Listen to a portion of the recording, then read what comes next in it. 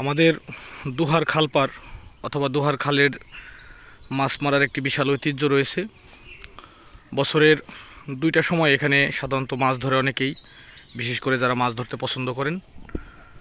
এই খালের ঐতিহ্য রয়েছে বড়শি দিয়ে মাছ ধরা অথবা জাল দিয়ে অথবা ডুব দিয়ে মাছ ধরার একটা ঐতিহ্য আমাদের দুহার খালপারে সাধারণত রয়েছে। বিশেষ করে বোয়ালি যাওয়ার পথে যে রাস্তাটা, দুহার কবরস্থান থেকে বোয়ালি সামাদ মাতবর সাহেবের বটতলা পর্যন্ত একটা এরিয়া পর্যন্ত এখানে অনেকেই মাছ ধরতে আসেন এবং মাছ পাওয়ার অভিজ্ঞতা অনেকের রয়েছে।